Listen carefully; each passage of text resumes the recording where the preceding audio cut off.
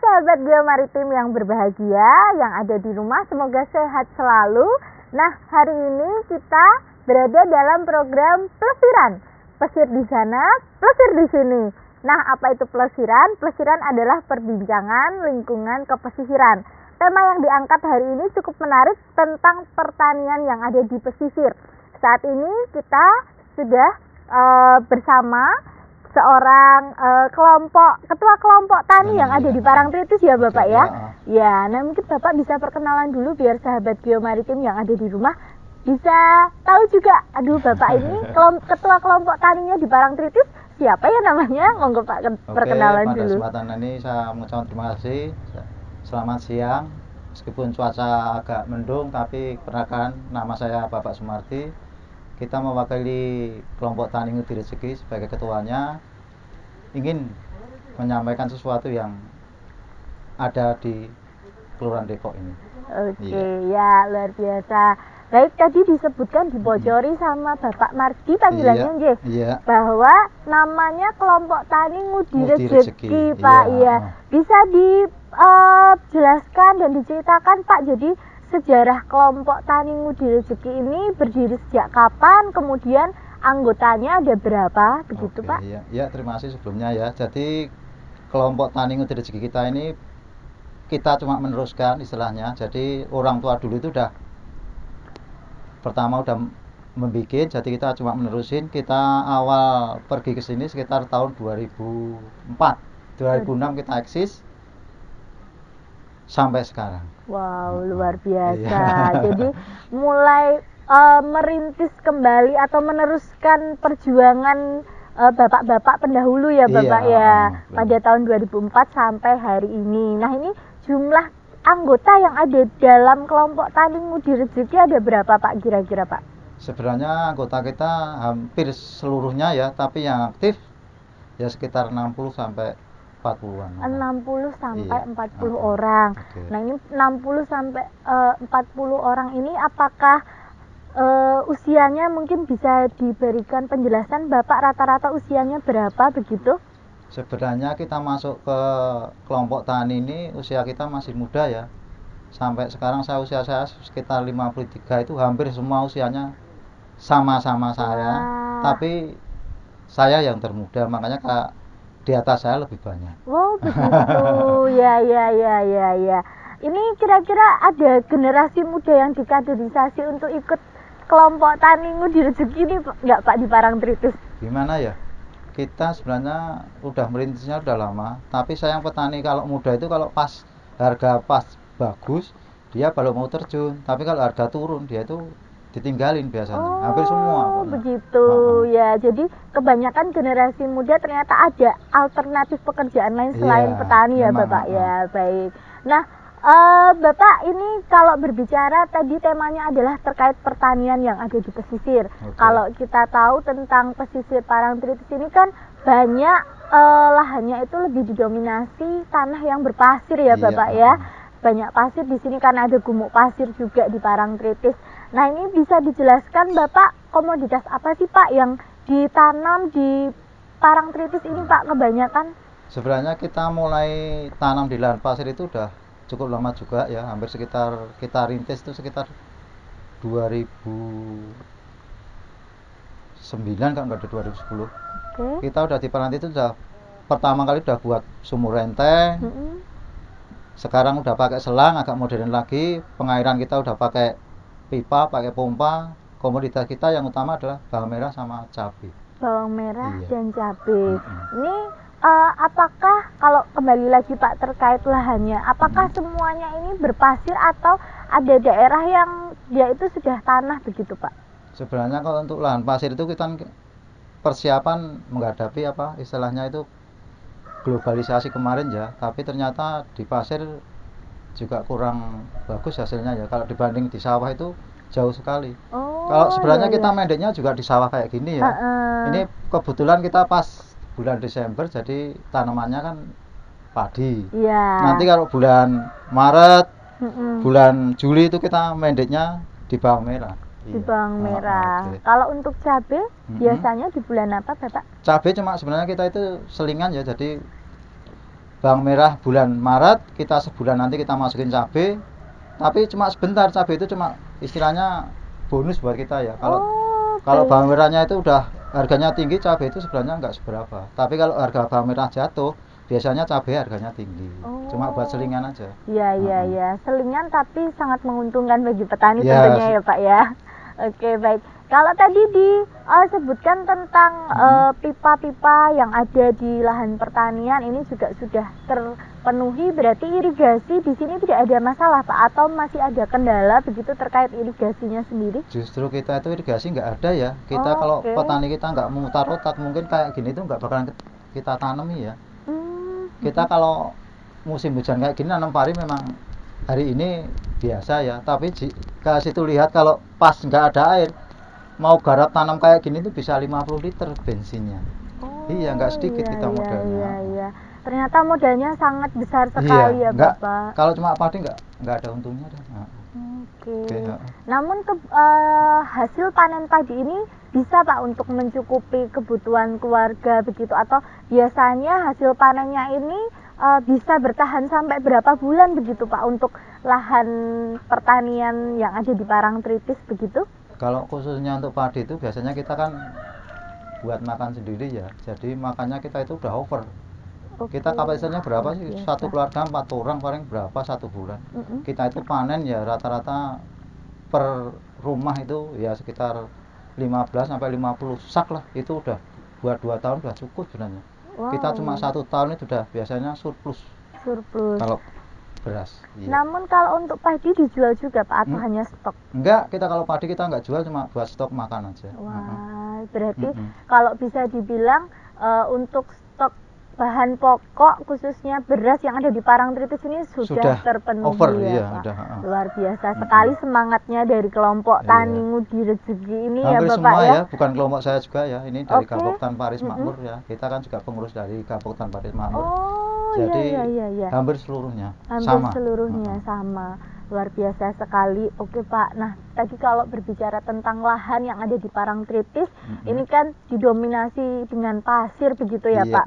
Mungkin bisa diceritakan kepada sahabat geomaritim yang ada di rumah, ada nggak sih Pak kendalanya dalam pengelolaan atau pengolahan lahan begitu, dan juga pengelolaan komoditasnya sendiri selama bertani begitu Pak?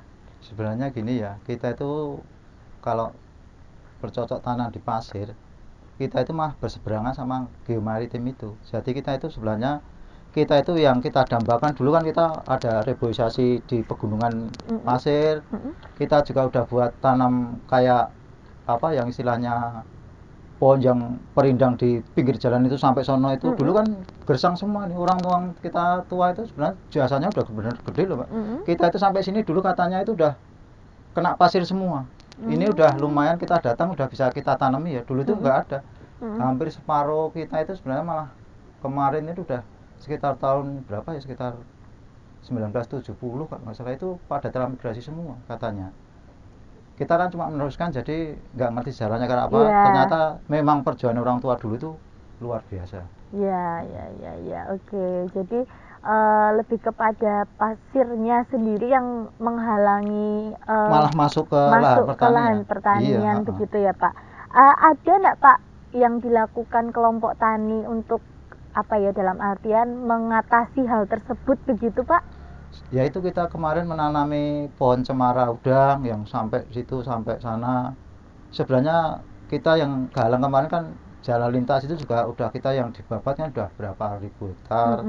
Sekarang buat lapangan terbang gandol itu juga banyak yang kita dimatikan. Sebenarnya sayang ya, kita itu merintisnya dari awal nol supaya tanaman kita itu bisa hidup. Ternyata yang satu pembangunan, yang satu khusus pasir. Nah itu kita juga sering bertolak belakang.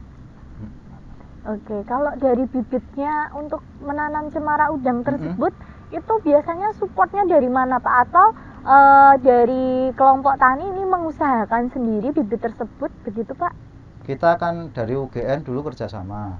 Setiap tahun semester 1-2 pasti ada yang kesini. Jadi kita tolong deh, saya dikasih bibit cemara udang buat reboisasi yang di pinggir pantai. Itu bertahap sampai berapa? Sekitar lama juga. itu bagus, sekarang udah rindang bagus, tapi ya itu tadi kena pembangunan tadi, jadi kita ya sebenarnya sayang, padahal itu buat pelindung bawang merah itu sangat bagus ya, dia bisa menangkap kadar garam, jadi kadar garamnya nggak nyampe ke lahan sawah. Kalau kadar garamnya tinggi, Mbak bisa lihat besok kayak gini mati. Lanas gitu ya Iya, Pak kalau dalam bahasa Jawa ya Pak ya. Kering semua kering. Iya. Oke, nah ini Pak tadi kan sudah disebutkan bahwa salah satunya memang ada penanaman cemara udang, tapi memang karena di Parangtritis ini kita juga punya fenomena alam yang unik yaitu gumuk pasir, jadi mau tidak mau win-win solution ya Pak ya. Jadi pertanian agak mengalah sedikit untuk bisa menyelamatkan gumuk pasir yang ada di Parangtritis begitu ya Pak ya. Nah ini kira-kira selain penanaman tadi Pak, itu adakah usaha lain Pak yang sudah dilakukan oleh para petani yang ada di Parangtritis untuk dalam artian menghadapi kendala pasir yang masuk dalam lahan begitu Pak? Sudah ada belum Pak? Apakah tanamannya disemprot pupuk yang khusus begitu, atau mungkin ada perlakuan khusus untuk tanaman supaya bisa tahan terhadap angin yang membawa kadar garam tersebut Pak? Solusi kita dulu kan tanam bawang merah itu kan di pinggir pantai ya sebenarnya. Itu kan kita tanam hampir 3 tahun ini nggak berhasil. Makanya kita geser masuk ke sini lagi. Nah itu setelah kita amati ternyata sekitar 100 sampai 200 dari pinggir pantai itu ternyata tanamannya sekarang udah hampir bagus. Iya, itu perlakuannya apa Pak? Ya cuma kita tarik aja yang masuk ke dalam, jadi masih ada perindangnya, itu di sebelah selatannya itu masih ada. Kalau di sebelah selatan udah nggak ada perindangnya, tanaman sini aja mungkin nggak bakalan hidup. Berarti ya, tetap pakai perindang ya Pak, iya, mau nggak mau. Kalau pupuknya khusus nggak Pak? Kan tadi disebutkan salah satu komoditasnya adalah bawang merah begitu ya Pak. Kalau misalnya antara pupuk yang dipakai untuk cabai dan bawang merah untuk bisa tanamannya tumbuh dengan baik, ini sama atau enggak Pak? Sebenarnya kalau kita di lahan pasir itu yang diutamakan adalah organik. Organik ya Pak? Organik kita 80%, mungkin kimia kita 20%. Tapi kalau di lahan kayak gini yang di sawah, biasanya kita kebalik.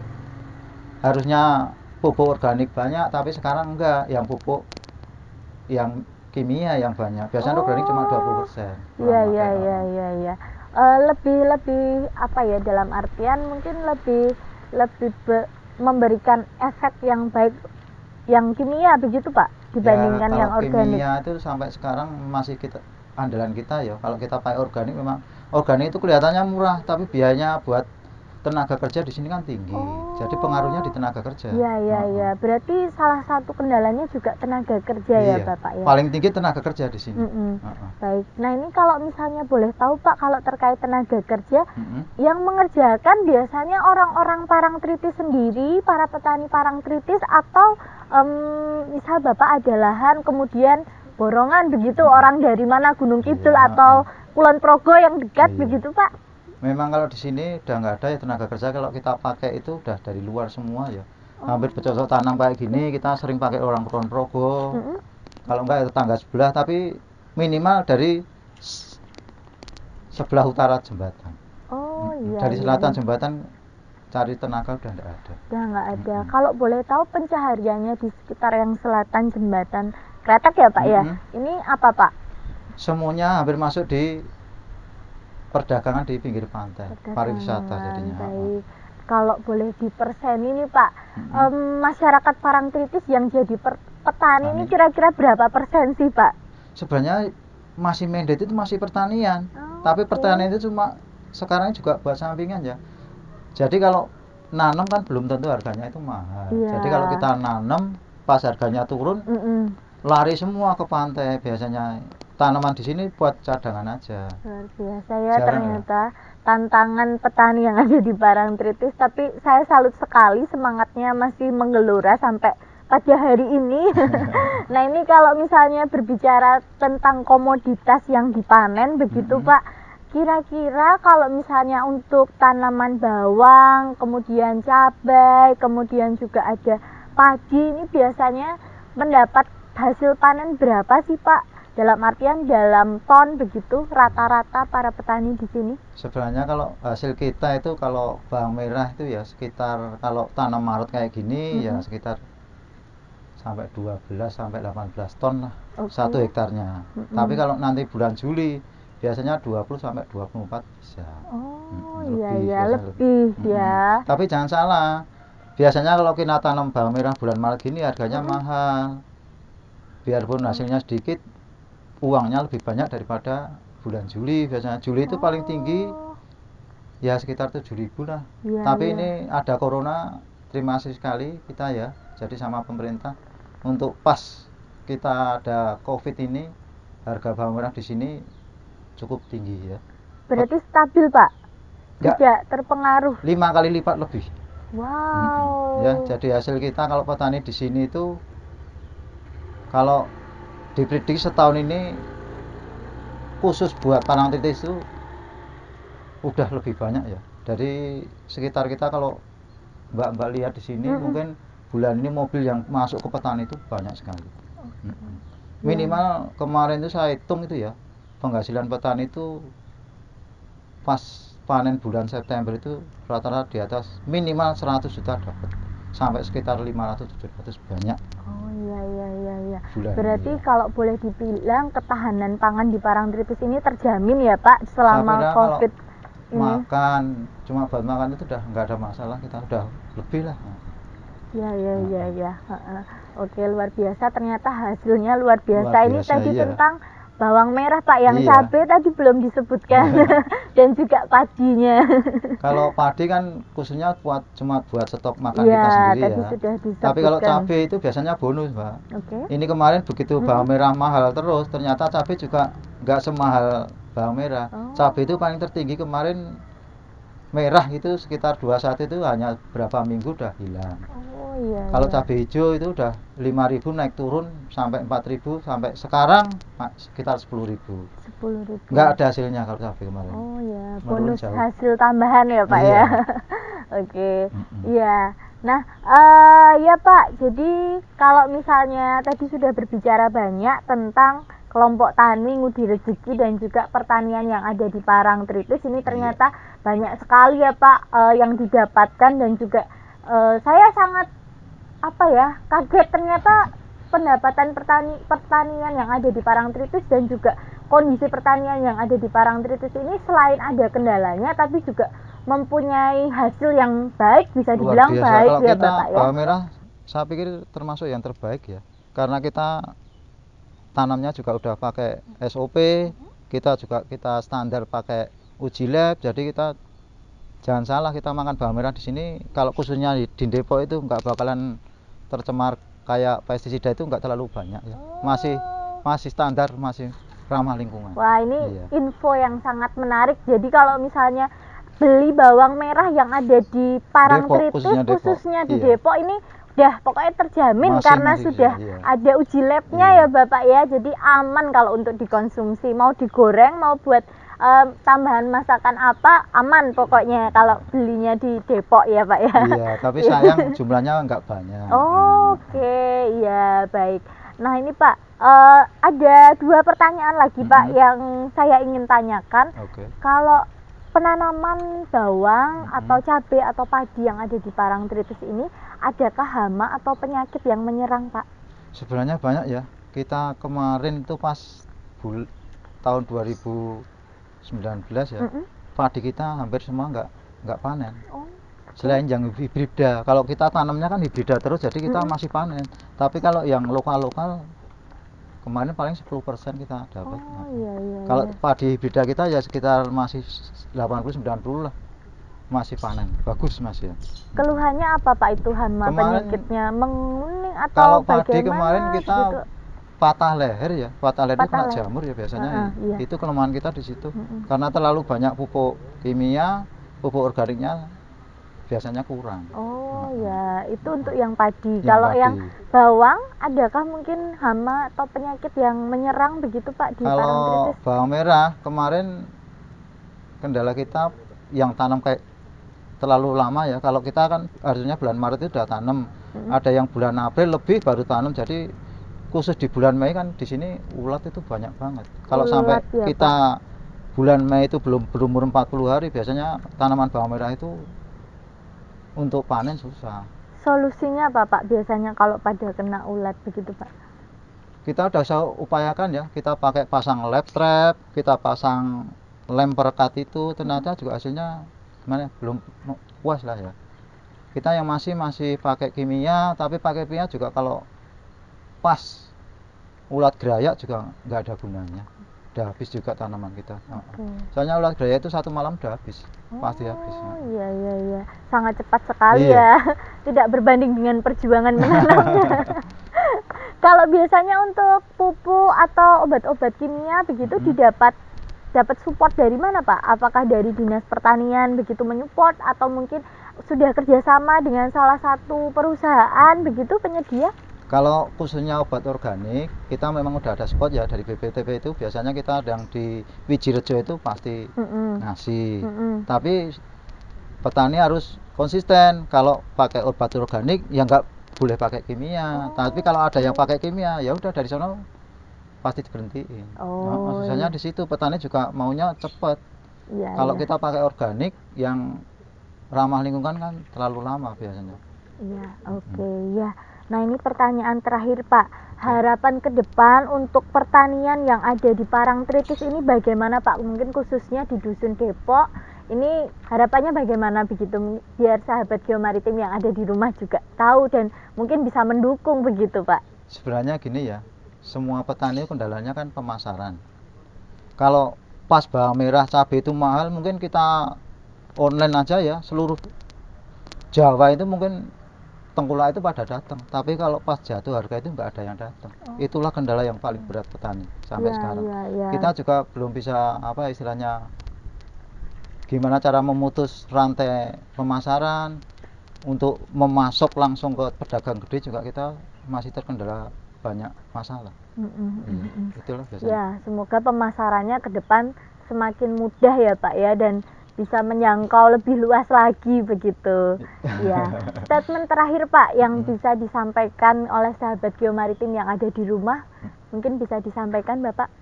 Ya, harapan saya kepada Geomaritim sebenarnya gini ya. Kita pertanian sama Geomaritim kan istilahnya bertolak belakang. Bagaimana kita mencari deal-deal solusi sehingga kita itu saling bekerja sama, gotong royong sehingga sama-sama mendukung. Baik. Itu aja pesan saya. Ya luar biasa. Terima kasih sekali kesempatannya Bapak Mardi sudah diperkenankan untuk berbincang-bincang tentang pertanian yang ada di Parangtritis. Nanti semoga kedepannya kita bisa sama-sama berjalan bersama. Jadi antara Gumuk Pasir dan juga antara pertanian yang ada di Parangtritis bisa selaras. Sahabat Geomaritim yang ada di rumah, kita sudahi untuk program Plesiran pada hari ini. Jangan lupa untuk melihat atau tetap mendukung program Plesiran di tahun 2021. PGSP